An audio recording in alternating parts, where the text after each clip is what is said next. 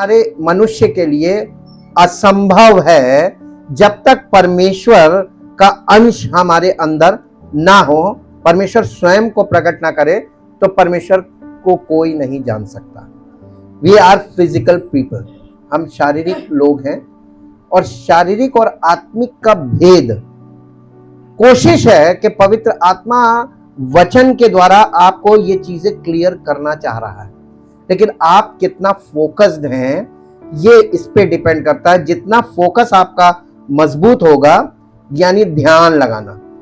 मसीह में एक खास चीज आपको बताएं, आज एक पर्दा उठेगा और वो पर्दा उठने के बाद आपको ये सिर्फ मैसेज ये है कि मसीह में हमें कुछ नहीं करना है फिजिकली, लेकिन हमें फिजिकली अवेलेबल होना है in the presence of God in the church body of Christ.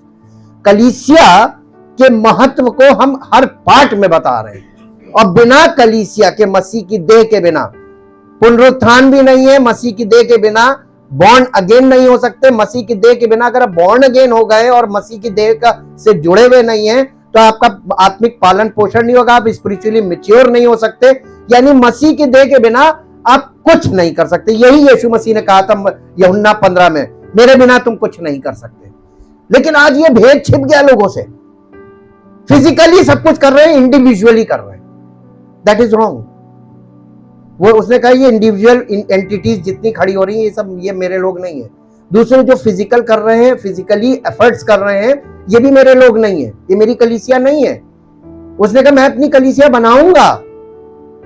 तो जो आपको दिख रहा है वो कलीसिया नहीं है, क्योंकि यीशु मसीह ने कहा मैं अपनी कलीसिया बनाऊंगा और मैं उसका पालन पोषण करूंगा।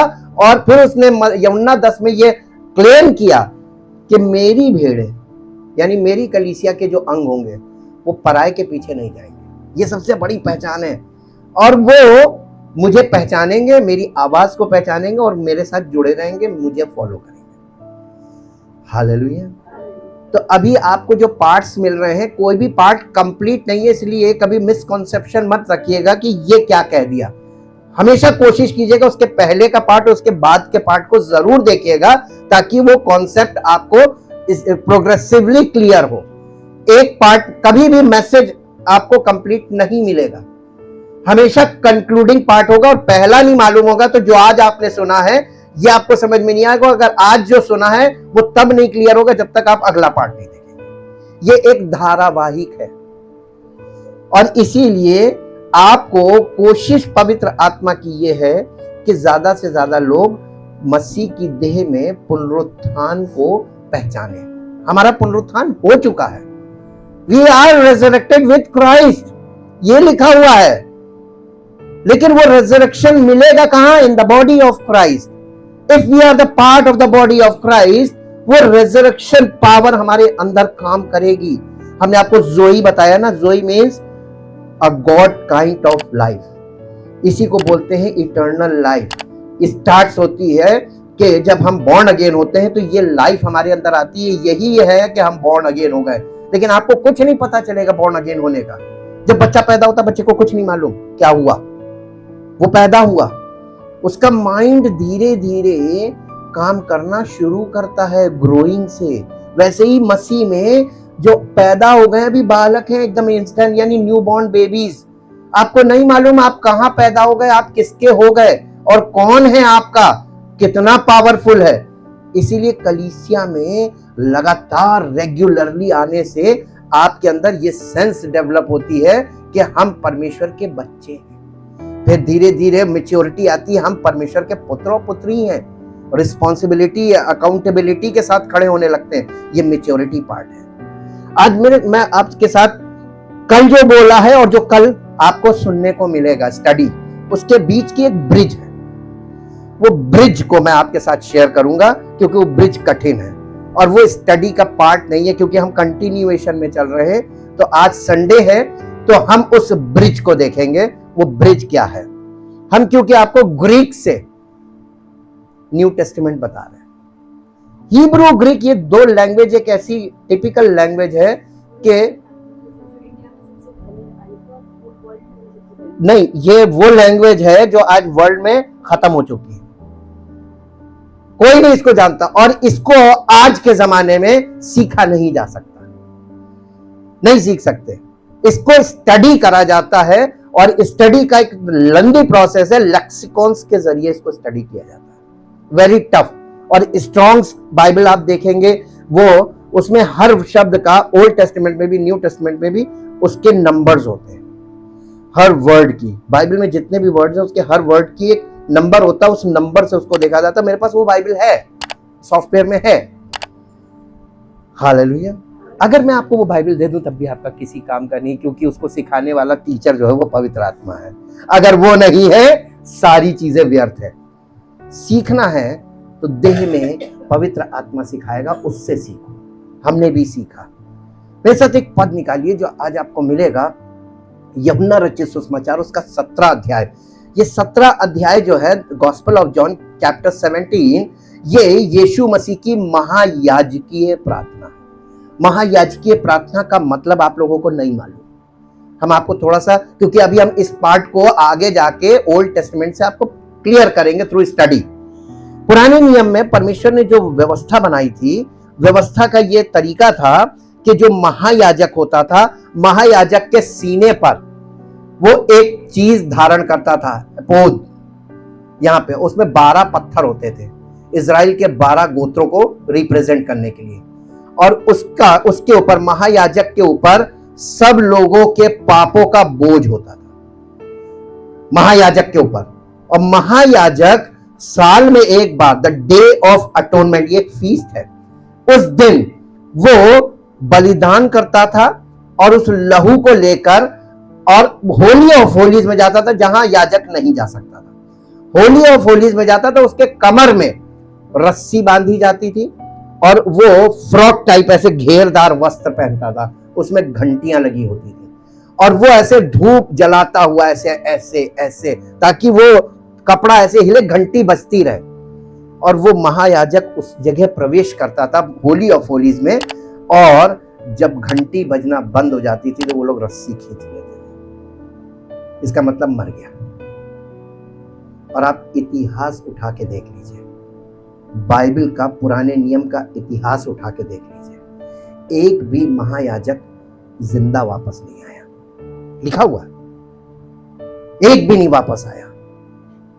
और एक आया था ना, यीशु मसीह उस होली ऑफ होलीज में गया ही नहीं। एक आया था।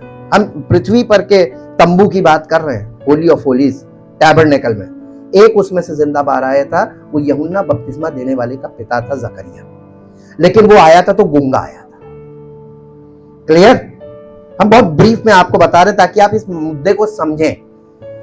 आप नए नियम को पढ़ते हैं, आपको कभी भी कोई चीज नहीं समझ में आएगी, आप उसको मिस इंटरप्रेट करेंगे तो ये आपके लिए नुकसानदेह होगा। ये फिजिकल बातें नहीं है।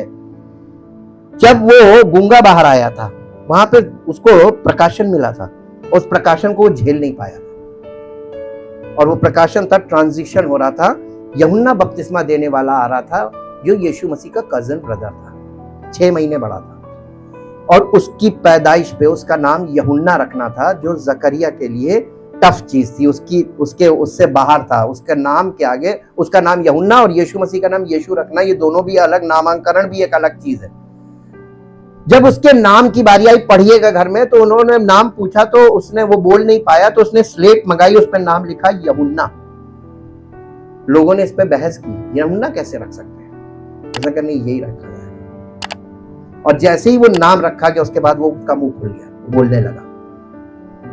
वो लास्ट था महायाजक। उसके बाद फिर कोई महायाजक नहीं आपको मिलेगा। उसके बाद एक ही महायाजक है जो उस होली ऑफ होलीज में नहीं गया, वो सीधे प्रेजेंस ऑफ गॉड में गया। His name is Jesus Christ, our high priest. तो हाई प्रीस्ट जब वहां जाता था अटोनमेंट में, वो पापों का बोझ लिए होता था सबका, और वो लेकर परमेश्वर की उपस्थिति में उनके लिए क्षमा मांगने जाता था।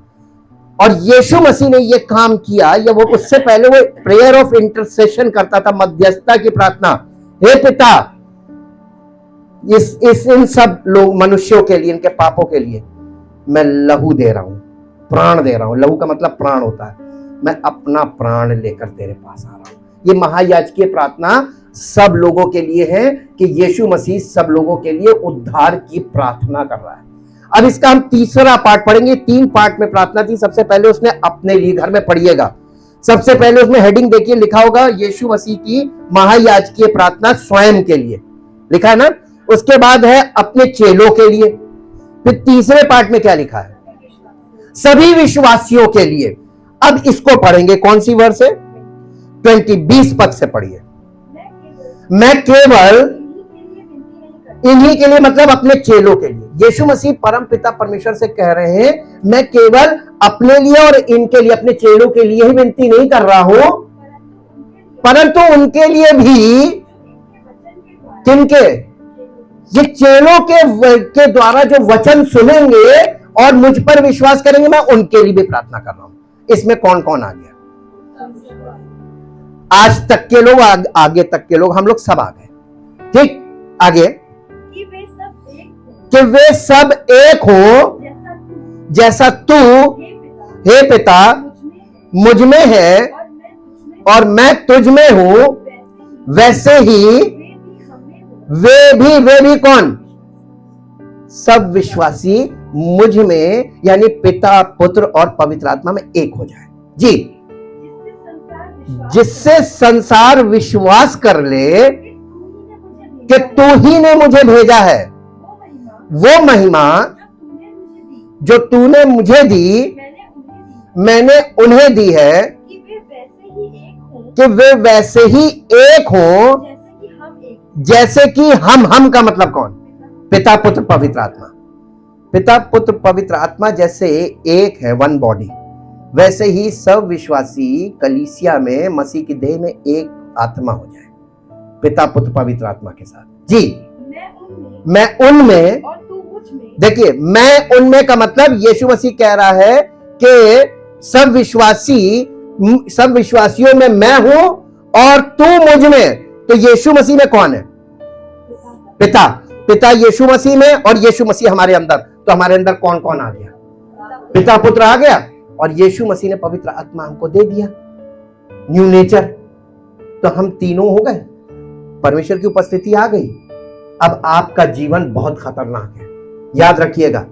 ये इसलिए, अभी तक तो आप ये सोच रहे थे कि हम पापी हैं और हम शारीरिक हैं, हम कमजोर हैं, हम तो कुछ नहीं कर सकते, माफी तो दे ही देगा ना। माफी का काम सब हो चुका है, सब मर गए। जब लिखा है जब वो मरा सब मर गए, तो अब हम मरे हुए थे। जब हम कलीसिया में आए तो हम बॉर्न अगेन हो गए, पता नहीं चला, और हम फिजिकल लाइफ जी रहे। आगे पढ़िए। मैं उनमें और तू मुझ में, कि वे सिद्ध होकर एक हो जाए। कैसे? सिद्ध का मतलब होता है परफेक्ट, यानी कंप्लीटली मैच्योर। जो विश्वासी हैं कलीसिया में, ये मैच्योर हो जाए स्पिरिचुअली, ताकि हम तीनों एक हो जाए। कौन? पिता, पुत्र और नहीं, और विश्वासी। पवित्र आत्मा वाले सेक्शन में विश्वासी आते हैं। ये विश्वासी पिता और पुत्र के साथ एक हो जाए। जी, और संसार जाने कि तू ही ने मुझे भेजा है, और जैसा तूने मुझसे प्रेम रखा और वैसे ही उनसे प्रेम रखा। हे पिता, मैं चाहता हूं कि जिन्हें तूने मुझे दिया, यानी कलीसिया के लोग, जिन्हें तूने मुझे दिया है। आप किसके हैं?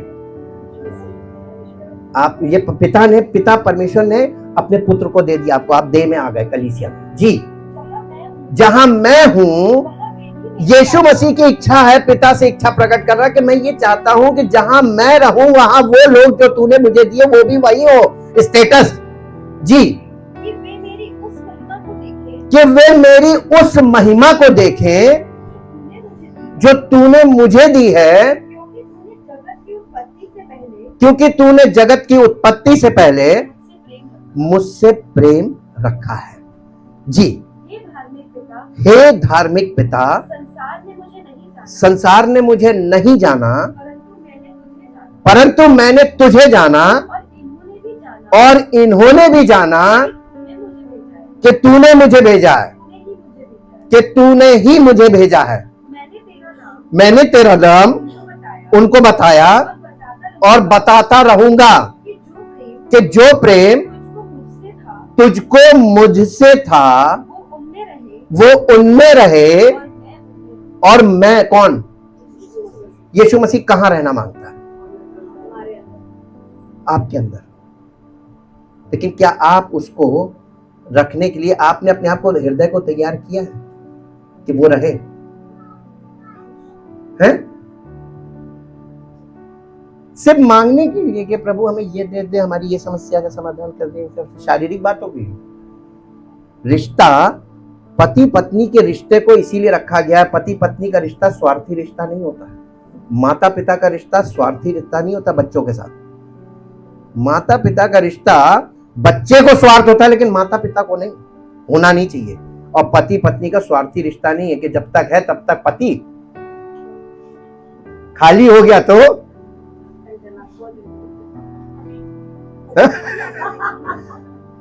तुरंत झगड़े शुरू, तुम किसी काम के लिए। ये स्वार्थी रिश्ता। आज के जमाने में कौन सा रिश्ता आपको दिख रहा है? आप कहीं जॉब कीजिए, वहां भी स्वार्थी रिश्ता है।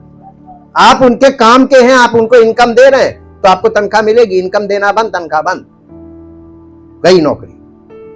सब लोग मनी फोकस्ड हो गए, सब स्वार्थी है। और बाइबल कहती है अंत के दिनों में इंसान स्वार्थी हो जाएगा, पूरा संसार स्वार्थी हो जाएगा। और ये सबसे भयानक स्टेज होगी कि कोई किसी को कुछ नहीं समझेगा। और इसी दौर में पवित्र आत्मा का काम बढ़ेगा, क्योंकि मनुष्य उस दशा में जी नहीं पाएगा, वो मृत्यु का जीवन है।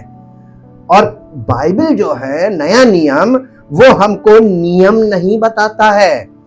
नया नियम हमको नया जीवन देने की बात करता है। मेरे साथ एक पद निकालिए जो आपको मिलेगा, रोमियो की पत्री 6 अध्याय, उसका 6, 7, 8 पद।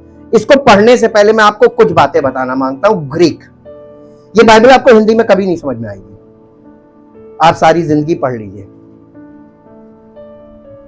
ग्रीक में बॉडी, ये जो हमारी बॉडी है, बॉडी को ग्रीक में बोला गया है सोमा।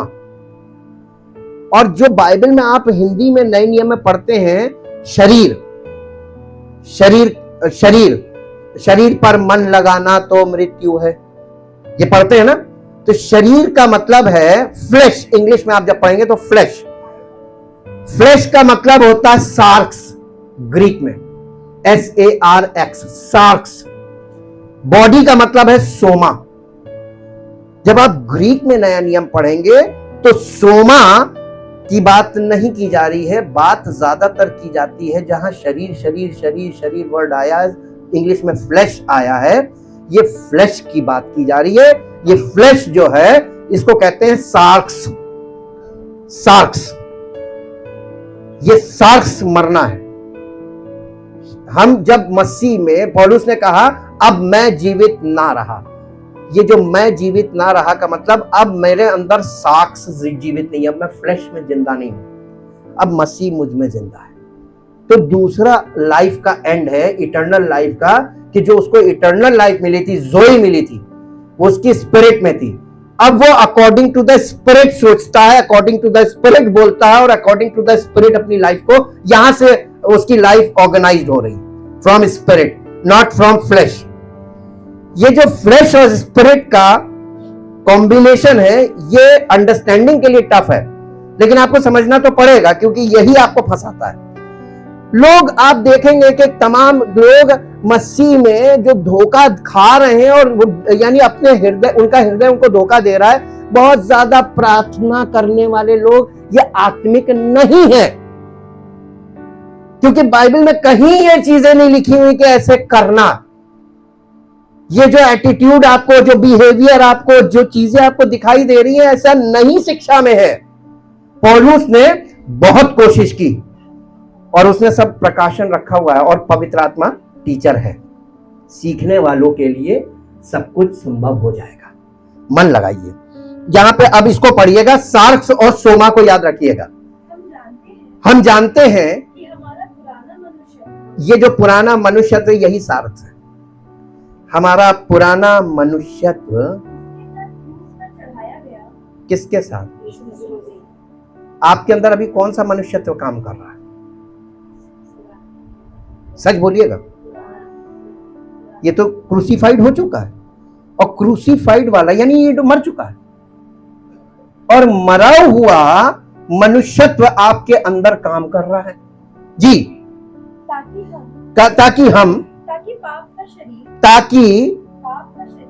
ताकि पाप का शरीर यानी सार्क्स जिस बॉडी में काम कर रहा है वो बॉडी सोमा, ये हमारी बॉडी है।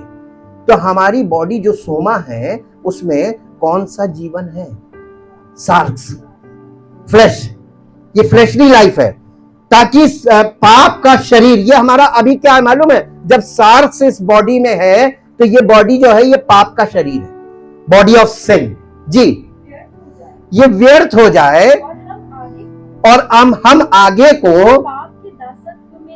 हम पाप के दासत्व में ना रहे, क्योंकि जो मर गया कौन? हमने अभी तक अपने जीवन काल में ऐसे व्यक्ति को देखा नहीं है जिसके बारे में यहां पर बाइबल में बताया जा रहा है, और ये कलीसिया में होना सब लोगों को, सब विश्वासियों को ऐसा होना है। पौलुस के जीवन में मैंने इस चीज को देखा, उसने इस बात का दावा किया अब मैं जीवित ना रहा, वो छूट गया, और जब वो पाप से छूट गया, ट्रांसफॉर्मेशन ऑफ लाइफ देखिए कि उसकी लाइफ जब वो सुसमाचार के लिए खड़ा हुआ तो वो कहने लगा मुझे उसने बपतिस्मा देने के लिए नहीं भेजा, उसने कुछ लोगों को दिया क्योंकि वहां पे वो कंफ्यूज था। उसके बाद उसको जब प्रकाशन दिया यीशु मसीह ने, सुसमाचार का प्रकाशन, उस प्रकाशन में जब वो खड़ा हुआ, आज तक उसकी बातों का प्रचार नहीं किया जाता किसी कलीसिया में, उसकी बातें एक्सेप्टेबल नहीं है क्योंकि वो मृत्यु के पार की बातें कर रहा, वो खुद रेजरेक्ट हो गया।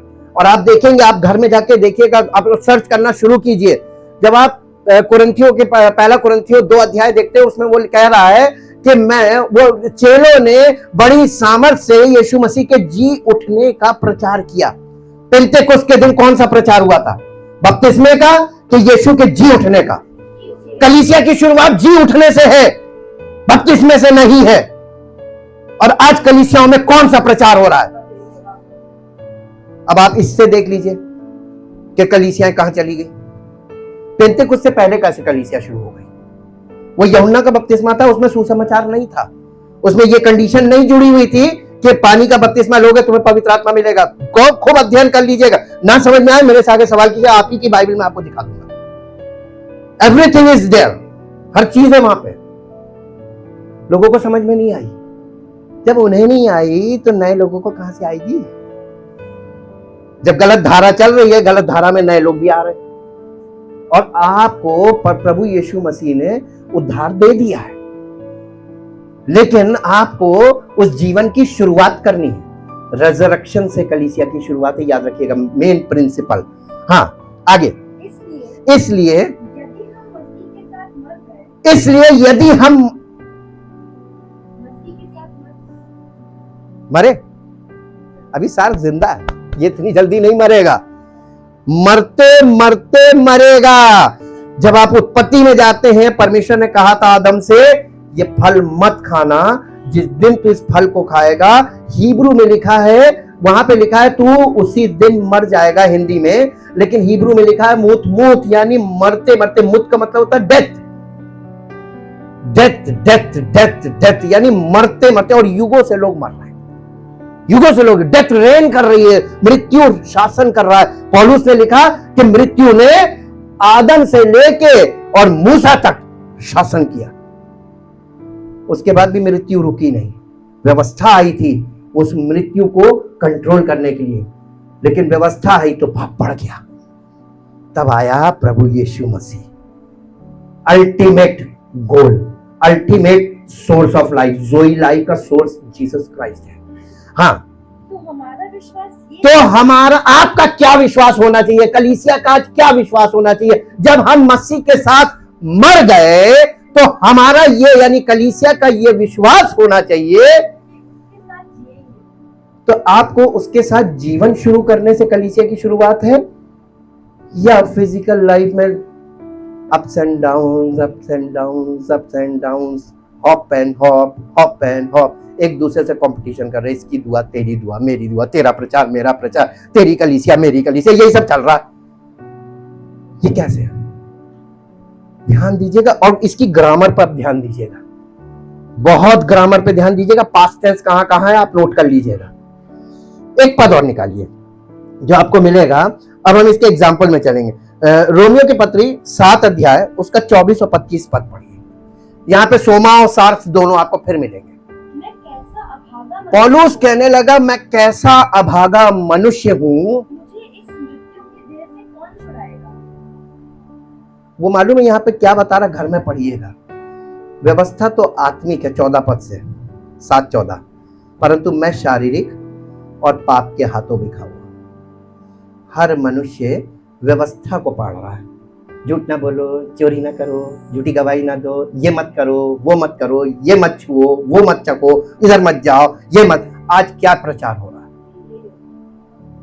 ये तो व्यवस्था का प्रचार है। यीशु मसीह ने क्यों व्यवस्था का प्रचार नहीं किया? उसने छुटकारे का प्रचार किया। उसने कहा मेरा अभिषेक इसलिए हुआ ताकि मैं बंदियों को छुटकारे का, अंधों को दृष्टि पाने का सुसमाचार सुनाऊं। मुझे इसीलिए भेजा गया है। और मसीह के बाद पौलुस ने उसी लाइन को पकड़ के काम किया। जी, यहां पे क्या क्या कह रहा है? मैं कैसा अभागा मनुष्य हूं।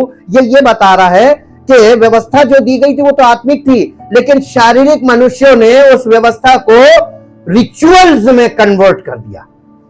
आज कलीसिया में क्या चलते हैं? Holy communion is also a ritual, water baptism is also a ritual. ये सब रिचुअल्स हैं जो फिजिकली हो रहा, सब रिचुअल। और रिचुअल के लिए लोग लड़ भिड़ रहे हैं। उसका रिचुअल, उसका रिचुअल। हर डिनोमिनेशन के अलग अलग रिचुअल्स हैं, टीचिंग्स भी अलग अलग है, बैप्टिज्म्स भी अलग अलग है, मेथड ऑफ बैप्टिज्म्स भी अलग है, टीचिंग्स ऑफ बैप्टिज्म भी अलग अलग है। क्यों? आप इसको ग्रीक से जब पढ़ेंगे नए नियम को तो आपको सारी चीजें दिख जाएंगी कि अच्छा इसलिए हो रहा है। ये सब सार्क्स और सोमा। मुझे इस मृत्यु की देह से, ये जो सार्क्स से, जब हमारे सोमा में, हमारी बॉडी में सार्क्स लाइफ होती है यानी फ्लेशली लाइफ, तो ये मृत्यु की देह है। किसके पास नहीं है?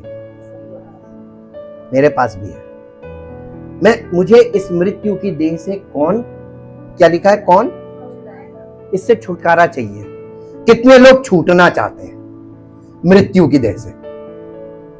भैया इसी से तो छुटकारा देने आया था यीशु मसीह। एक्चुअल इसलिए आया था वो किसी को नौकरी देने, और ये जो छोटे काम है जो उस पर विश्वास करेगा उसके जीवन में ऑटोमेटिकली होने लगेंगे।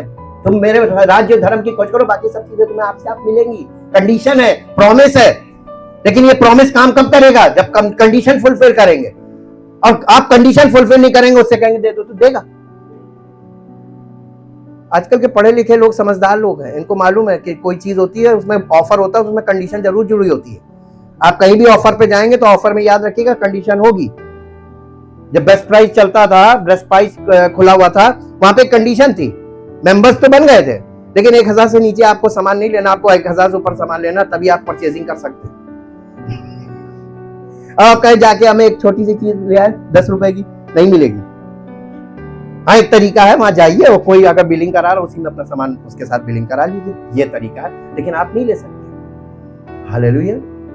तो हमेशा अंडरस्टैंडिंग अपनी क्लियर कीजिए। आगे हमारे प्रभु यीशु मसीह के द्वारा, अब ये कह रहा हमारे प्रभु यीशु मसीह के द्वारा परमेश्वर का धन्यवाद। परमेश्वर, देखिए परमेश्वर का धन्यवाद डायरेक्ट क्यों नहीं कर रहा पौलुस? अक्सर लोग करते हैं ये। हाँ, बिना यीशु मसीह के आप कौन से परमेश्वर को दे रहा? So many God's. आप किस परमेश्वर का धन्यवाद कर रहे हैं? मैं परमेश्वर तेरा धन्यवाद करता हूं, जब आप ये बोलते हैं तो आपकी आवाज परमेश्वर तक नहीं पहुंचेगी, वो धन्यवाद नहीं पहुंचेगा। पूछिए क्यों? पौलुस ने हर जगह कहा प्रभु यीशु मसीह का पिता। ध्यान रखिएगा, बाइबल की भाषा पे बहुत ध्यान रखिएगा, भाषा ही बहुत, उसी में सारे भेद छिपे हुए। जी, मैं प्रभु यीशु मसीह के द्वारा परमेश्वर का धन्यवाद करता हूं। धन्यवाद हो। इसलिए मैं आप बुद्धि से तो ये सार्क्स है। परमेश्वर की व्यवस्था का परंतु शरीर से नहीं, ये जो बुद्धि आ रही है, बुद्धि का मतलब यहां पर, इसको इंग्लिश में पढ़ो, ये किस चीज की बात की जा रही इंटेलेक्ट है एक्चुअली, ये सूके, हमने बीच में आपको एक वर्ड बताया था, सूके। O thank God he will through Jesus Christ the anointed one our Lord, so then indeed I of myself with the mind and heart serve the law of God, but with the flesh, या flesh आ गया, ये salts आ गया, the law of sin। तो आपके और हमारे flash में, ये फ्लैश का मतलब है हमारा फिजिकल माइंड, हमारी सोच, जिससे हमारा जीवन संचालित होता है। अब आपको इसको एक चीज बता दें, ये नेचर है हमारा, एक्चुअली ह्यूमन नेचर। आप किसी शेर को, इसको समझने के लिए कि देखिए हमारा ह्यूमन नेचर क्या है और ये काम कैसे करता है। आप किसी शेर को घर में पाल लीजिए, पाल सकते हैं, बच्चा ले आइए, पाल लीजिए, शेर पाल लिए, लेकिन आपको मालूम है वो मांसाहारी है। आप उसको मांस ना दीजिए शुरू से, आप साग भज्जी सबको ये खिलाइए, उसको शाकाहारी बना के रखिए, रहेगा, हेल्दी रहेगा, सब कुछ है। ये लोगों का आप गूगल में सर्च करके निकालिएगा, स्टडीज हैं, लोगों ने पाल के रखा था। लेकिन जब वो बड़ा हो जाएगा, मैच्योर, उसका नेचर वही रहेगा। अगर उसने आपको कभी चाट लिया, उसकी जबान खुरदुरी होती है, और जैसे ही वो चाटता है ना, तो आपका बॉडी में से जो कैपिलरीज होती है महीन वाली, वो ब्रेक होती है, उसमें से रस वो निकलता, ब्लड, और उसके मुंह में ब्लड आ गया, वो आपको मार देगा, बिकॉज उसका नेचर है, वो उसका नेचर है। नेचर के अगेंस्ट आप कितना भी अपने आप को धर्मी बना लीजिए, लेकिन आपका जो ओरिजिनल नेचर है वो आपके जीवन में जरूर रिवील होगा। गुस्सा आएगा तो आपका नेचर रिवील होगा, हाँ, दया करेंगे तब भी आपका नेचर, वही फिजिकल नेचर रिवील होगा। आपके अंदर जिद, वो भी नेचर है। ये आपके हेरिडिटरी जो चीजें हैं ये खत्म नहीं हो सकती है, क्योंकि आपके ब्लड में है, आपके सोल में है। तो ये आपके सार्क से, तो यही पौलुस बताना मांग रहा है कि तुम लोग व्यवस्था के द्वारा कभी भी अनंत जीवन में हासिल नहीं कर सकते। हाँ हाँ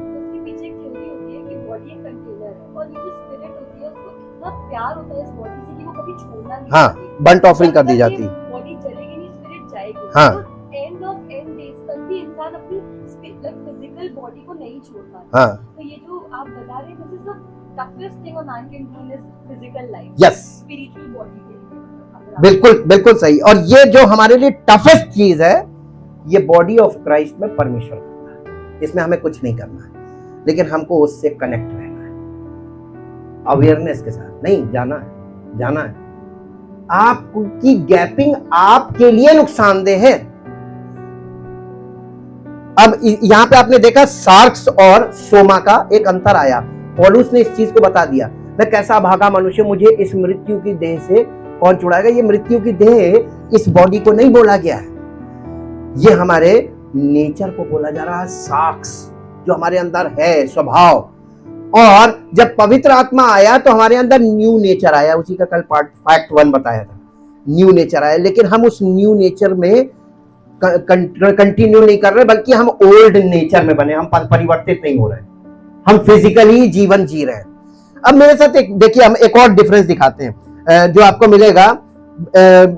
body of death and body of death कहते हैं सार्क्स, और body of sin is also sarx. Instrument हमारी ये बॉडी बनती है, फिजिकल बॉडी जो है वो सार्क्स के कारण बॉडी ऑफ डेथ बनती है और इंस्ट्रूमेंट ऑफ सिन बनती है। मेरे साथ एक एग्जांपल निकालिए, रोमियो की पत्री उसका 7 अध्याय 1 से 6 पद तक, बहुत आराम से पढ़ेंगे, इसको अंडरस्टैंड करना है हमको। हे भाइयों, पौलुस कलीसिया से कह रहा है, हे भाइयों, क्या तुम नहीं जानते, किससे कह रहा है ये? व्यवस्था के जानने वालों से कह रहा हूं, जब तक मनुष्य जीवित रहता है तब तक उस पर व्यवस्था की प्रभुता रहती है। बस 1 मिनट रुक जाइएगा, आपको कुछ समझ में आया? आप जब तक जिंदा हैं, लॉ अबाइडिंग है। आपको व्यवस्था के अंदर आप लॉ अबाइडिंग यानी व्यवस्था के में से बंधे हुए हैं। आप जिंदा हैं तो आपके ऊपर व्यवस्था की हुकूमत है, आप उससे अलग नहीं भाग सकते। एक एग्जाम्पल अभी आगे आएगा, उस एग्जाम्पल से भी क्लियर हो जाएगा। हम लोग जब तक जिंदा हैं, फिजिकली अलाइव हैं, तो फिजिकल लॉ में हम अबाइड हैं, we are law abiding people. अगर हम मर जाएं, यही तो लोग अभी विश्वास कर रहे हैं, आप यही विश्वास कर रहे हैं कि प्रभु यीशु मसीह के द्वारा हमें अनंत जीवन मिलेगा मरने के बाद, यही तो विश्वास है। कितने लोग ये विश्वास करते हैं कि मरने के बाद अनंत जीवन मिलेगा? लेकिन गॉस्पेल ये नहीं कहता मरने के बाद यानी आपकी फिजिकल डेथ का इंतजार करो। वो कहता है ये पाप का शरीर जो है ना, इसे पहले ही मार दो, जैसे पौलुस, पहले ही तुम अनंत जीवन शुरू करो। पहले अनंत जीवन शुरू करोगे तो वो इटर्नल लाइफ का मतलब continuous life, never ending life. तो जब आपकी शुरू यहां पे होगी, आज से शुरू होगी, तो ये कभी खत्म होगी नहीं। तो आप तो सीधे सीधे फिजिकल डेथ के बाद इटर्नल लाइफ में चले गए, आपको कुछ करना ही नहीं। और अभी आप क्या सोच रहे, पता नहीं मरने के बाद मिलेगा कि नहीं मिलेगा। हाँ, जोई लाइफ को आपको फिर यहीं से स्टार्ट करना, इन द बॉडी ऑफ क्राइस्ट। और फिर जब यीशु मसीह सेकंड कमिंग में आएगा, तो जो लोग सो गए यानी जिनकी फिजिकल डेथ हो गई है और इटर्नल लाइफ में है, वो और जो जीवित रहेंगे और मसीह में होंगे, कलीसिया में होंगे, ये एक साथ उसके साथ प्रकट किए जाएंगे। ये है रेजरेक्शन ऑफ बॉडी। पहले पाप को हराना है इसी देह में। अब आप इसको थोड़ा क्लियर हुआ होगा। अब देखिए इसको पढ़िए। क्योंकि विवाहिता स्त्री व्यवस्था के अनुसार अपने पति के जीते जी कैसे कैसे बंध गई। हमें नहीं मालूम कि दुनिया में विवाह में लोग क्या विचारधारा रखते हैं। लोग ये कहते हैं मैं जन्म जन्म तक हमारा वैवाहिक जीवन है। ऐसे कैसे वैवाहिक जन्म जन्म तक? मृत्यु के बाद तुम कहां हम कहां? वो इटर्नल डेथ हो गई, उसके बाद कहां जन्म? उसके बाद कौन से जीवन की बात कर रहे हैं? फिर उसके बाद कौन से संबंध बता रहे हैं? फिजिकल लाइफ का जो रिलेशन है वो फिजिकल लाइफ में शुरू होगा, फिजिकल लाइफ में एंड हो जाएगा। उसके बाद कोई संबंध नहीं। आत्मा का संबंध आत्मा से हो सकता है, शरीर का संबंध शरीर से होता है। लेकिन अभी लोग क्या सोचते हैं, शरीर का आत्मा से संबंध कैसे हो सकता है? तो जो फिजिकल डेथ हो गई है उनके प्राणों से या उनकी आत्मा से आपका जो जीवित है क्या संबंध? बता दीजिए, संबंध हो सकता कि नहीं? शरीर और आत्मा का कोई मेल ही नहीं। तो इसके बाद मरने के बाद किसी का कोई किसी से संबंध नहीं, ये याद रखिएगा। ठीक, यही वो बता रहा है कि विवाहिता स्त्री अपने जीते जी अपने पति से व्यवस्था के कारण बंधी हुई है। जब हम लोग के यहाँ मैरिज सॉलेमनाइज होती है तो उसमें ये कहा जाता है, वाउज में, वायदे में पति पत्नी दोनों एक दूसरे से वायदा करते हैं। शायद किसी को याद हो कि नहीं याद हो, मुझे याद है और हमेशा याद रहेगा मृत्यु तक। उसमें बोलते हैं कि हमें जुदा करेगी तो मौत, मौत के अलावा कोई हमें जुदा ना करे। ये वाउज है। मैं तेरे साथ गरीबी में, बुरी हालत में, कंगाली में और बेहतर हालत में तुझसे मिला रहूंगा और तेरा बना रहूंगा। ये दोनों जन बोलते एक दूसरे को। और उसके बाद मौत हमें अलग करेगी। तो एक विवाहित जोड़े को जो डिवाइड करता है वो है मौत।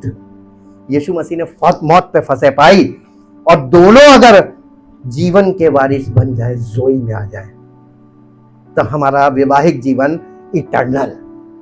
हालेलुया। इसीलिए पति पत्नी को बोला है, एक दूसरे पत्नी को कहा है अपने पति के ऐसे अधीन रहो जैसे प्रभु के, और पति से कहा है ऐसे प्रेम करो जैसे मसीह ने कलीसिया से प्रेम किया। और ये काम कलीसिया में ही पति पत्नी के जीवन में पूरा हो सकता है, बने रहने से। आप संसारिक जीवन में ये चीज कंडीशन पूरी नहीं कर पाएंगे जी। परंतु यदि पति मर जाए तो वो पति के बंधन से छूट गई। इसलिए यदि पति के जीते जी वो किसी दूसरे पुरुष की हो जाए वो अडल्ट्रस कहलाएगी, व्यभिचारिणी कहलाएगी अकॉर्डिंग टू द लॉ। जी, परंतु परंतु यदि पति मर जाए तो वो उस व्यवस्था से छूट गई, यहां तक कि यदि किसी दूसरे पुरुष की हो जाए तो भी व्यभिचारिणी निकलेगी। ये बात क्यों बता रहा है? रीजन वाई, इसलिए कि हम लोग जो अलग अलग संप्रदायों से संबंध रखते हैं, हमको ये लगता है कि स्पिरिचुअली हम यीशु मसीह से कैसे कनेक्ट हो सकते हैं। जब तक अब आपको बाइबल सुसमाचार दे रही है कि जब मसीह मरा तो वो हम भी उसके साथ मर गए। वो यीशु मसीह काहे के लिए मरा था? पाप के लिए। पाप का बल क्या है? व्यवस्था। यीशु मसीह ने व्यवस्था के लिए प्राण दे दिया। तो अब ये बताइए, जब व्यवस्था के लिए वो मरा तो हम क्या व्यवस्था में अब जीवित हैं? क्योंकि व्यवस्था का बंधन हम पर है। वो यही बता रहा था, क्या व्यवस्था तुम पर नहीं, डेथ हो गई, जो मर गया वो पाप से छूट गया। पाप से छूट गया का मतलब व्यवस्था से बरी। अब व्यवस्था आपको बांध नहीं सकती। तो कोई व्यवस्था हमें मसीह में नया जीवन जीने से नहीं रोक सकती, ये बता रहा हूं। जी, वैसे ही हे मेरे भाइयों, तुम भी कैसे कलीसिया, मसीह की देह के द्वारा व्यवस्था के लिए मरे हुए बन गए। रिचुअल से तुम छूट गए, तो अब रिचुअल में मत फंसो। जी, कि उस दूसरे के हो जाओ जो मरे हुए में से जी उठा, ताकि हम कब लाएंगे? जब ये एक्शन आप कर लेंगे, जब आपके जीवन में ये कंडीशन पूरी होगी ना, तब आप स्पिरिचुअली परमेश्वर के लिए फल लाने लगेंगे। ये है प्रोसेस। अब एक पद और निकालिए। अब हम आपको दिखाते हैं हमारा पुराना जीवन, सॉक्स लाइफ और जोई लाइफ, डिफरेंस। कुलस्सियों की पत्री 3 अध्याय, पहले पद से पढ़िए। अतः लो, मरने की बात तो हमने पहले कर दी आपको। यीशु मसीह मरा, यही तो पौलुस कह रहा है कि जब हमारा शरीर उसके साथ क्रूस पर बलिदान हो गया। आप कहेंगे उस समय तो मैं पैदा भी नहीं हुआ था। ये वो आदम के शरीर की बात कर रहा है, वो साक्स की बात कर रहा है, यानी एडमिक नेचर की बात कर रहा है। यीशु मसीह एडम्स बॉडी में आया, जैसे हमारे पास हम मानव शरीर है। यीशु मसीह शरीर में क्यों आया? ताकि शरीर को अपने शरीर को पाप के लिए बलिदान करके उस एडमिक नेचर से हमें छुड़ा ले, जिसके बंधन में हम फंसे अकॉर्डिंग टू द लॉ। जी, अतः जब तुम मसीह के साथ जिलाए गए, ये बॉर्न अगेन समझ लीजिए। जी, तो हमारा इंटेंशन क्या होना चाहिए? बीमारी से छूट जाएं, कमजोरी से छूट जाएं, बुखार से छूट जाएं, पल्स स्लो चल रही है, यीशु मसीह पल्स सही कर दो। कहेगा इतने बड़े बड़े इंस्टीट्यूशन आ गए हैं? ये तो बहुत सरल बता दिया। जब आपको पल्स स्लो लगे तो सिस्टर ने देखिए बता दिया, थोड़ा दौड़ लो, फास्ट हो जाएगी।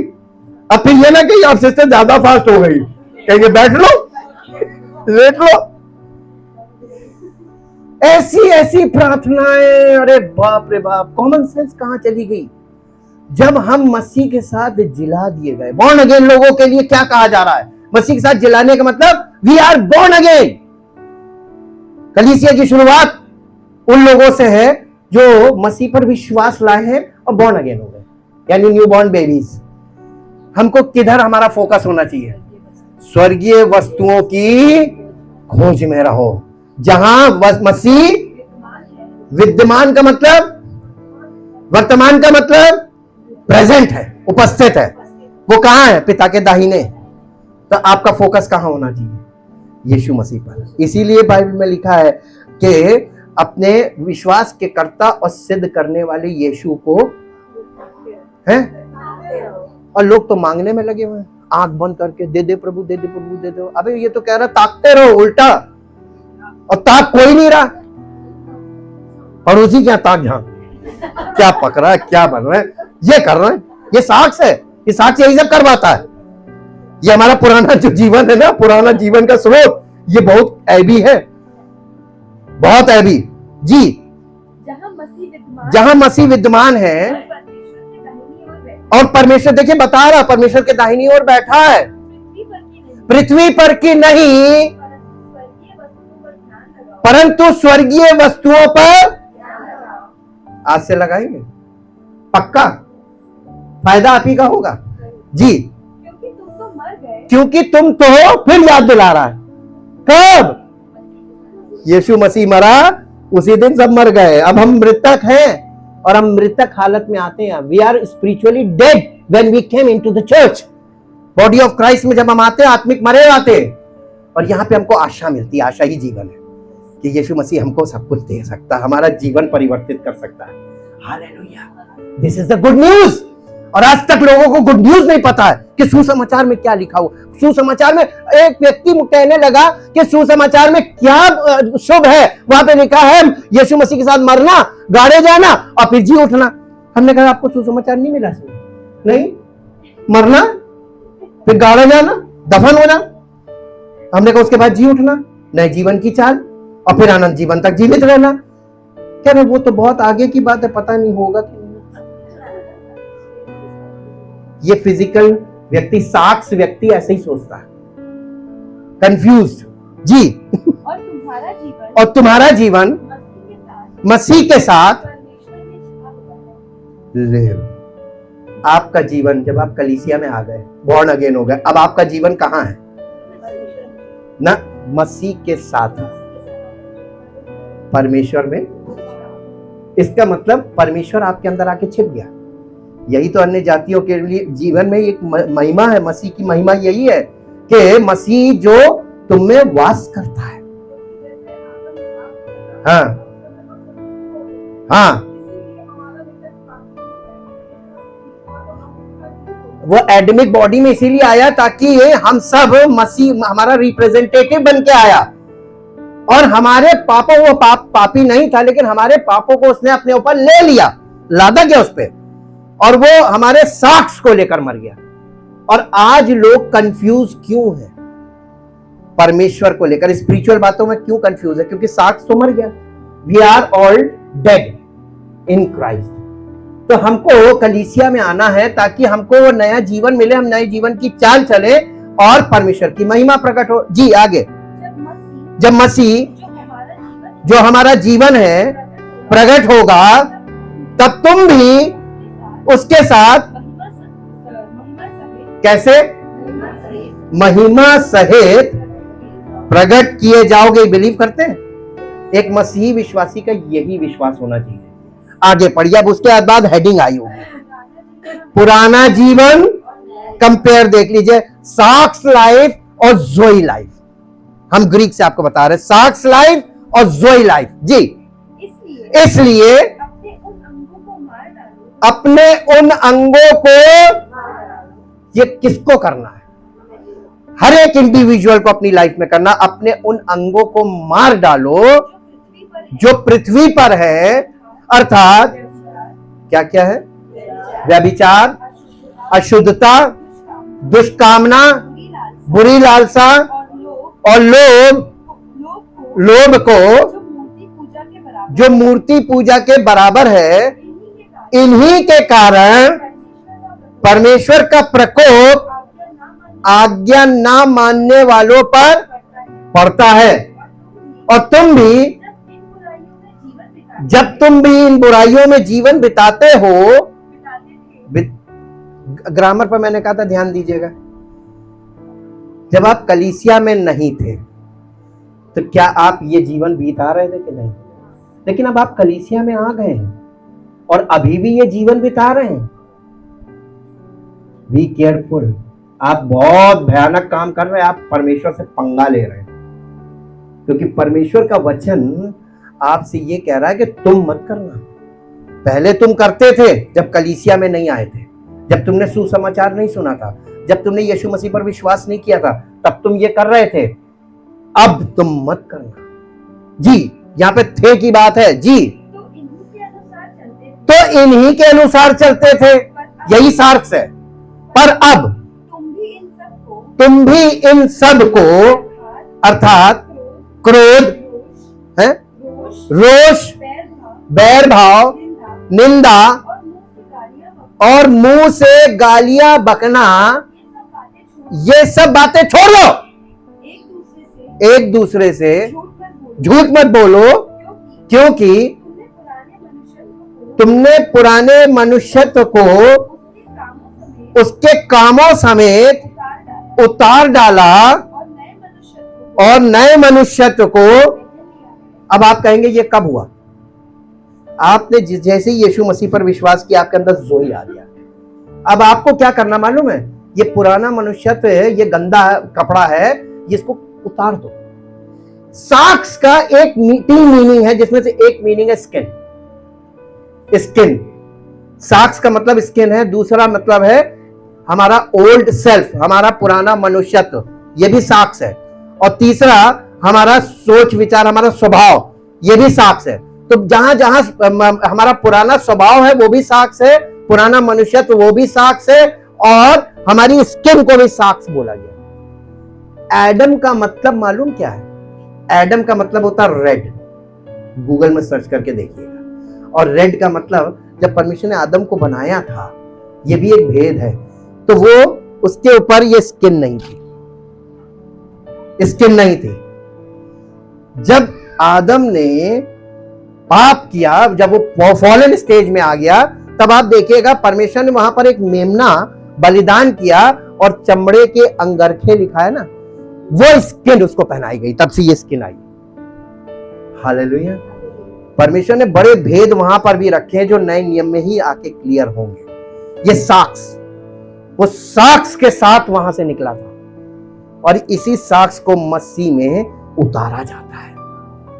अब आपको समझ में आया कि जो baptism of the Holi spirit का मतलब, या मसीह में आत्मिक खतने का मतलब क्या है? जिसमें शारीरिक देह उतार दी जाती है। कौन करता है? ये हाथों से नहीं होता, ये कलीसिया में पिता, पुत्र, पवित्र आत्मा करते हैं। आपकी शारीरिक देह को उतारते हैं। क्या आप शारीरिक देह को, अपने इसको साक्ष को उतारना चाहते हैं? तरीका मालूम क्या है? बता दूं? झेल पाएंगे? रेगुलरली एवरी संडे आपको आना है, क्योंकि ये काम हम नहीं कर सकते, ना आप कर सकते, ये वो स्वयं करता है, और वो उसी का करेगा जो आएगा। किसकी उतारेगा? तो आपको जोई लाइफ में हमारा जो भीतरी मनुष्य है प्रतिदिन रिन्यूड होना चाहिए। ये रिन्यूड होगा, जैसे जैसे ये उतरेगा वैसे वैसे वो रिन्यू होगा। देखिए, एक चीज का जाना और एक चीज का आना, रात का जाना और दिन का आना, इसको कहते हैं पौ फटना, भोर का उजियाला। ये रेजरेक्शन को इसीलिए ऐसे दिखाया गया है ताकि हम ये समझे कि पुराना जीवन नीचे जाए और नया जीवन ऊपर आए। इसी को बैप्टिज्म बोला जाता है। हम पुराने जीवन में पूरी तरीके से लिप्त हैं, डूबे हुए हैं। प्रभु यीशु मसीह में कलीसिया में आने से हम पुराने जीवन से निकलकर नए जीवन में बढ़े, और ये जीवन हमारा माइनस हो और जोई लाइफ में हम बढ़े। ये है, और ये बिना मसीह की देह के इम्पॉसिबल है। ये इंडिविजुअल एंटिटी नहीं कर सकता। ये घरेलू काम नहीं है, खुद से किया जाने वाला कार्य नहीं है, और ये पास्टरों के द्वारा किया जाने वाला कार्य भी नहीं है। बिल्कुल नहीं। अब ये यहां पे कंप्लीट कीजिए, और नए मनुष्यत्व को पहन लो, पहन लिया है, जो अपने सृजनहार के स्वरूप के अनुसार ज्ञान प्राप्त करने के लिए नया बनता जाता है। उसमें ना तो यूनानी, उसमें ना तो यूनानी रहा, ना यहूदी, ना खतना, न खतना रहित, न जंगली, न स्कूती, न दास और न स्वतंत्र, केवल मसीह सब कुछ। ये कलीसिया को इस लेवल पे जाना है। कौन कहां से आया, कौन कहां से आया, कौन किस रेस का है, कौन किस रेस का है, कौन किस जाति का है, कौन किस जाति का, सब खत्म कर दिया। उसने हमें नए मनुष्य में परमेश्वर के पुत्र की पहचान में बना दिया, सब एक देह बना दिया। यह है कलीसिया और इसी के लिए हम बुलाए गए। क्या आप चाहते हैं ये काम आपके जीवन में हो? आपको इसमें पार्टिसिपेट करना पड़ेगा, ये इन्वॉल्व होना पड़ेगा। बिना आपको अगर मान लीजिए कि आपके किडनी में स्टोन है और आपको डॉक्टर ने सजेस्ट किया है ऑपरेशन, आपकी सर्जरी होनी है, आप अपनी वर्चुअल सर्जरी करवा लीजिए। मुझे सर्जरी से डर लगता है, डॉक्टर साहब ऐसे ही कर दीजिए, तस्वीर खींच के कर दीजिए। अब सब सोच रहे हैं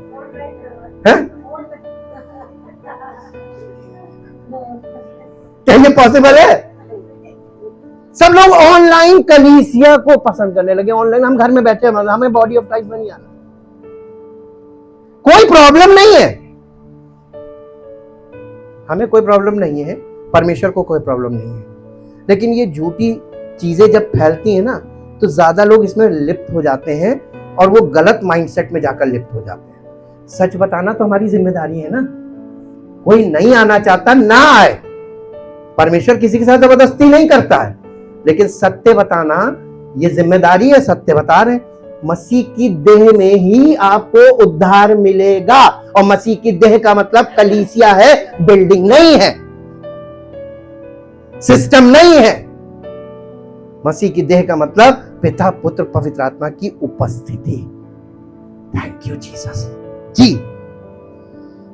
हाँ, इसलिए परमेश्वर के चुने हुओं के समान जो पवित्र और प्रिय है, बड़ी करुणा और भलाई और दीनता और नम्रता और सहनशीलता है। धारण करो का मतलब क्या होता है?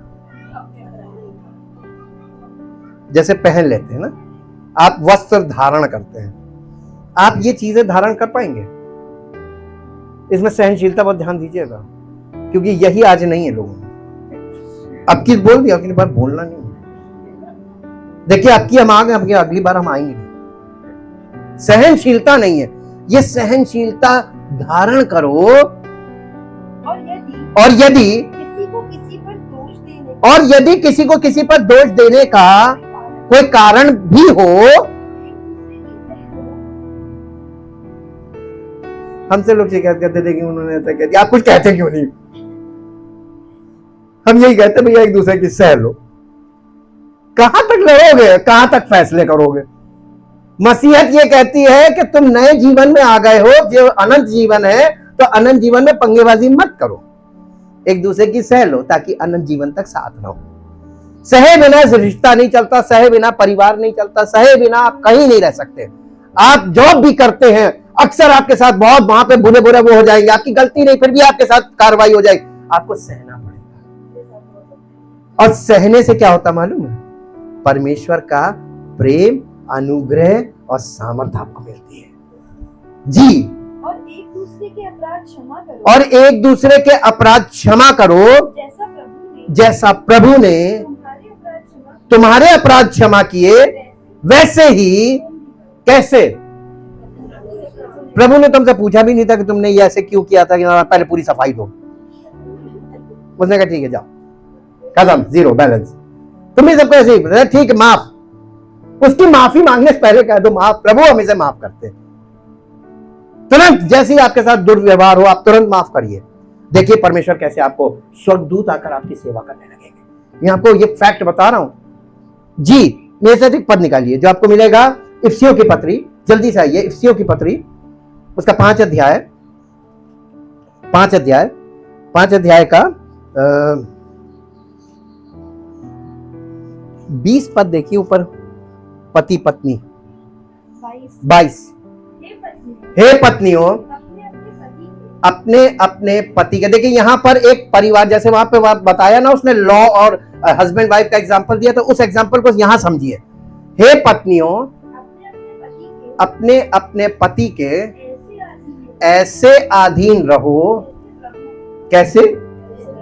जैसे प्रभु के। बहुत कठिन है, बहुत कठिन है, पहले बता रहे हैं आपको जी।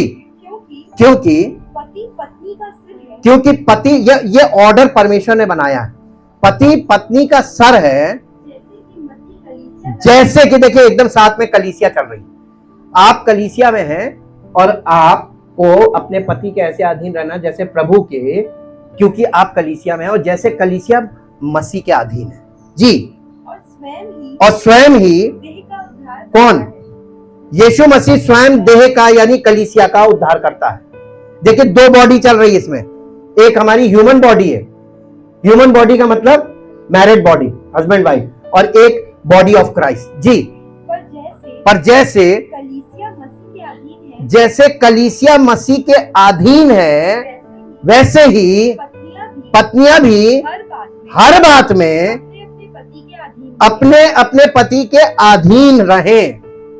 आगे, हे हे पतियों, पतियों, अपनी अपनी पत्नी से प्रेम रखो, अपनी अपनी पत्नी से प्रेम रखो, जैसा मसीह ने। पतियों को ये नहीं बोला कि अधीन रहो, क्योंकि पति हेड है, हेड को अधीन नहीं रहना है। और अगर आप ये ऑर्डर पलट दीजिए, परमेश्वर का क्रोध आ जाएगा। हम आपको पक्का बता रहे हैं, परमेश्वर नहीं पसंद करता। हाँ, हेड जो है वो पुरुष है, तो पत्नी उसके अधीन रहे, लेकिन पति को उससे बड़ी जिम्मेदारी दी है। हे पतियों, अपने अपने पति अपनी अपनी पत्नियों से, ये बहुत कठिन है, ये और कठिन है जी जैसा मसीह ने भी कलीसिया से प्रेम करके अपने आप को उसके लिए दे दिया। अरे ये बहुत बड़ी बात है, मालूम है? जैसे मसीह कुर्बान हो गया कलीसिया के लिए, हे पतियों अपनी पत्नी के लिए कुर्बान हो जाओ। ये बड़ी चीज है। और ये भी बॉडी ऑफ क्राइस्ट में रहोगे, तुम्हारे जोड़े में होगा। जो जोड़ा बॉडी ऑफ क्राइस्ट के साथ जुड़ा रहेगा, उसके जीवन में यही होगा जी, कि उसको वचन के द्वारा जल के स्नान से, ये वचन जो है ये पवित्र जल है, जो पवित्र आत्मा के द्वारा, यहाँ पे वचन रिटन वर्ड की बात नहीं है, spoken word by through the Holi spirit, पवित्र आत्मा के द्वारा जो बोला गया वचन है, ये वो पवित्र जल है। हाँ, शुद्ध करके पवित्र बनाए और उसे एक ऐसी तेजस्वी कलीसिया बनाकर अपने पास खड़ी करे, जिसमें न कलंक, न झुर्री और न कोई ऐसी वस्तु हो, वरन पवित्र और निर्दोष हो। ये स्पिरिचुअली कलीसिया को प्रभु यीशु मसीह ये बनाना मांग रहा है, और वो ये काम वही करता है जी। इसी प्रकार उचित है कि पति अपनी पत्नी से अपनी देह के समान प्रेम करे। जो अपनी पत्नी से प्रेम रखता है वही अपने आप से प्रेम रखता है, क्योंकि किसी ने भी कभी अपने शरीर से बैर नहीं रखा, वरन उसका पालन पोषण करता है, जैसा मसीह भी। अब आपको मालूम है कलीसिया का पालन पोषण कौन करता है? ये फिजिकल लाइफ से उसने हमें स्पिरिचुअल लाइफ बताई है, कलीसियाई जीवन में क्या है। मसीह जो है आपका कलीसिया का पालन पोषण करता है स्पिरिचुअल। आपको स्पिरिचुअल पालन पोषण कहां मिलेगा? घर बैठने से नहीं मिलेगा। आपको वर्चुअली इंफॉर्मेशन मिल सकती है, लेकिन उपस्थिति में आना अनिवार्य है, क्योंकि आपके जीवन में काम तो वो यहां आने पे ही करेगा। आप जानकारी लेकर क्या कर लेंगे जब आपको ये मालूम है कि जानकारी तो पवित्र आत्मा आपको कंपेल करेगा। नहीं, तुमको मालूम हो गया कि कलीसिया इंपॉर्टेंट है, तुम जाओ, go into the church in the body of Christ. वहां पर पवित्र आत्मा तुम्हारे जीवन में काम करेगा। पवित्र आत्मा दिया इसलिए गया कि वो आपको खींच के लाए मसीह में जी। इसलिए कि इसलिए करता है हमारा पालन पोषण स्पिरिचुअल पर, ताकि इसलिए कि हम उसकी देह के, क्या आप उसकी देह के अंग हैं? और अगर नहीं है अभी तक, बन जाइए। आपका यहां पे परमानेंट एक जगह हो कि हमें यहां हाजिर होना है। आप इस देह के अंग, आपका पालन पोषण कर रहा है और आपको कोई छू नहीं सकता। क्योंकि सब प्रधानताओं से, अधिकारों से सबसे शिरोमणि है वो, और उस शिरोमणि की देह का अंग होने का मतलब we are peculiar people in the world. हम इस संसार में एक अद्भुत प्राणी होंगे। लोग देखेंगे, कहेंगे बड़ा अद्भुत है, आपके साथ बड़े बड़े अद्भुत काम होंगे, चमत्कार होंगे। क्यों करेगा? कौन? वो करेगा, क्योंकि वो अपने देह से बहुत प्यार करता है। ये बात उसने बताई है, कोई अपनी देह से नफरत नहीं करता बल्कि उसका प्रेम करता है, उसका पालन पोषण। यीशु मसीह अपनी देह का, वो इस देह का जिम्मेदार है, बॉडी ऑफ क्राइस्ट। और आगे पढ़ दीजिए लास्ट। इस कारण मनुष्य अपने माता पिता को छोड़कर अपनी पत्नी से मिला रहेगा और वे दोनों फिजिकली एक तन होंगे। और अगर कोई व्यक्ति अपने सब पुराने व्यवहार को छोड़कर, सांसारिक जीवन को छोड़कर मसीह की देह के साथ जुड़ जाता है बॉडीली, तो वो मसीह की देह के साथ एक देह हो जाता है। हालेलुया। इसमें बॉडी से बॉडी, आपका फिजिकल प्रेजेंस मस्ट है कलीसिया में, क्योंकि आपको देह, प्राण, आत्मा तीनों में उद्धार करेगा। और यही कंप्लीट सैल्वेशन है। बिना पूरा उद्धार प्राप्त किए आप आगे नहीं जा सकते। इसलिए आपको कलीसिया का अंग बनना बहुत जरूरी है, उसका हिस्सा। इसी को यीशु मसीह ने कहा था कि दाखलता और डाली में बताया, यदि डाली दाखलता में बनी ना रहे तो वो फल नहीं ला सकती। और इसीलिए उसने कहा था मेरे बिना तुम कुछ नहीं कर सकते। Thank you Jesus. क्या आप इस चीज को, जोई लाइफ को, जो आपको यीशु मसीह पर विश्वास करने से मिल गई है, इसको आप जीवन में आगे जाना चाहते हैं, आत्मिक जीवन में, और अनंत जीवन के लिए शुरुआत करना चाहते हैं, तो आप अपने स्थान पर खड़े होइए। आपका फोकस स्वर्गीय वस्तुओं पर हो, स्वर्गीय बातों पर हो, और स्वर्गीय, हमारा प्रभु यीशु मसीह हमारा स्वर्गीय प्रभु है और जीवन देने वाली आत्मा है। वो हमारे आत्मिक जीवन के लिए, उसके पालन पोषण के लिए सब कुछ आपको प्रोवाइड करेगा। और जब आप उसकी उपस्थिति में आएंगे, उन चीजों को आपके जीवन में स्थापित करके, इम्पार्ट करके आपको नई सृष्टि बनाएगा, ताकि उसकी महिमा आपके जीवन से प्रकट हो। Thank you, thank you, thank you Lord. परम पिता परमेश्वर, हम हृदय से आपका धन्यवाद करते हैं, क्योंकि जो आपने कर दिया है वो हमारे जीवन में कलीसिया में बने रहने से आप पूर्ण करते हैं। और हम धन्यवाद करते हैं पिता परमेश्वर। सुसमाचार ये है कि मसीह ने हमको नया जीवन दे दिया है, और हमें इस जीवन को अपने जीवन में कंटिन्यू करने के लिए मसीह की देह का अंग बनना है, और इस जीवन में आगे बढ़ने के लिए उस देह में बने रहना है। और पवित्र आत्मा इसलिए दिया ताकि पवित्र आत्मा हमको परमेश्वर की उपस्थिति में, अर्थात कलीसिया में, मसीह की देह में लेकर बार बार आए, ताकि हमारे जीवन में, हमारे शरीर में मसीह की महिमा का जीवन स्थापित किया जाए, और हमको इस जीवन में परिपक्व करके परमेश्वर अपनी महिमा हमारे जीवन से प्रकट करे। इस कार्य को हमारे जीवन में पूर्ण करें। हम धन्यवाद करते हैं। चाहते पिता परमेश्वर, जितने लोग दिल से इस बात को समझ रहे हैं और दिल से निर्णय ले रहे हैं और जुड़ने के लिए तैयार हैं, जुड़ रहे हैं, जो जुड़े हुए हैं और जो जुड़ चुके हैं और जो अब जुड़ना चाह रहे हैं, सब लोगों पर ऐसा अनुग्रह हो प्रभु, ऐसा अनुग्रह हो कि आपके सुसमाचार की महिमा हम सबके जीवन से प्रकट हो, और सारी महिमा आपको मिले। धन्यवाद के साथ इस प्रार्थना को आपके इकलौते पुत्र प्रभु यीशु मसीह के नाम से मांगते हैं, आमीन। अपने स्थान पर